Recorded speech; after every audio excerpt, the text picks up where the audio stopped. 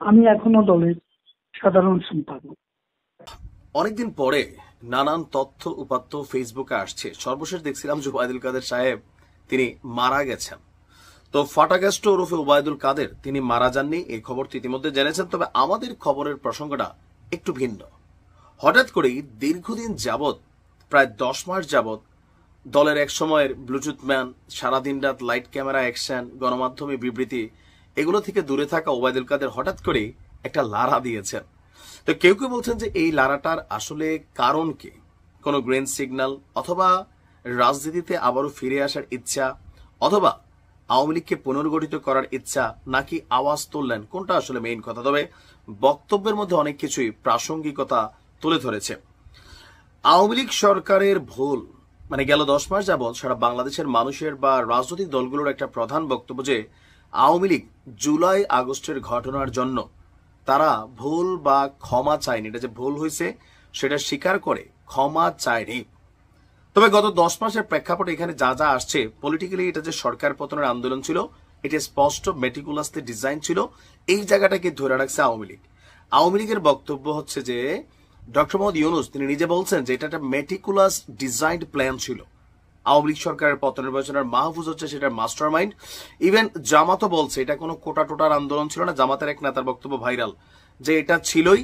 জামাত তারা দীর্ঘদিন যাবৎ পরিকল্পনা করে সরকারকে ফেলে দেওয়ার জন্য নানান পরিকল্পনা করেছে। সো মার্কেটে এখন নানান ধরনের অবস্থান, এনসিপির বিভিন্ন কর্মকাণ্ডেও সাধারণ মানুষের মধ্যে, ছাত্রদের মধ্যে চিন্তা ভাবনা আসছে এটাও একটা পরিকল্পিত কাহিনী ছিল। কিন্তু যত কিছুই বলা হোক, জুলাই আগস্টে যে মানুষগুলো মারা গেছে এটার দায়ভার আওয়ামী লীগকে নিতেই হবে। কারণ তারা স্বাধীন দেশের জনগণের উপর এই ধরনের হত্যা বা যে কর্মকাণ্ড চালিয়েছে সেটার জন্য তাদেরকে বিচারের মুখোমুখি হতে হবে, এটা তো নিশ্চিত। অলরেডি ট্রাইব্যুনাল গঠন হয়েছে। যাই হোক, এর মাঝখানে এই যে আমি যে কথাগুলো বলছি এগুলো রাজনৈতিক এবং জনগণের অনেকেরই মনের ভাষা। আওয়ামী লীগ সরকারের ভুল প্রসঙ্গে ওবায়দুল কাদের বলছেন, আমরা যখন দেশে এসে রাজনৈতিক কর্মকাণ্ড চালানোর পরিবেশ পাব দেশে এসে, তখন ক্ষমা চাওয়া, ভুল স্বীকার করা বা অনুশোচনার বিষয় আসবে।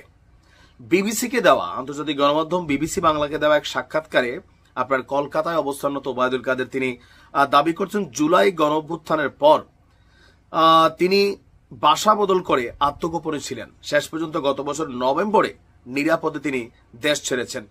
ছাত্রদের সেই আন্দোলনে নিজেদের কিছু ভুল এবং পরিস্থিতি নিয়ে তাদের মধ্যেও আলোচনা রয়েছে বলে উল্লেখ করেন। একই সঙ্গে তার বক্তব্য, তাদের সরকারের পতনের আন্দোলনকে গণ অভ্যুত্থান বলে সঠিক হবে না।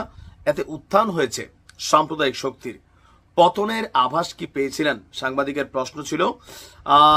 তার বক্তব্য যে তিনি সেদিন ঢাকামুখী মিছিলের খবর পান, সংসদ ভবন এলাকাতেই অন্য একটি বাড়িতে গিয়ে আশ্রয় নেন।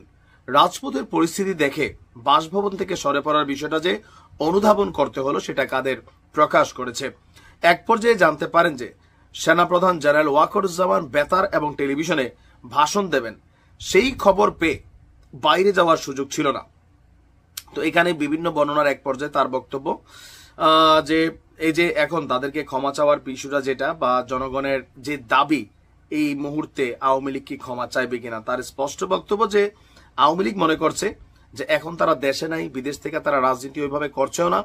যখন দেশে আসবে, রাজনীতি করার সুযোগ পাবে বা রাজনীতি করবে, তখন জনগণের সামনে এই জুলাই আগস্টে কি ভুল হয়েছিল বা অন্যায় হয়েছিল বা ক্ষমা চাইবে কি চাইবে না, ওইটা তখনকার প্রেক্ষাপট। তার মানে এখন ক্ষমা চাইবে না, বিচার যাই হোক, এটা তো স্পষ্ট।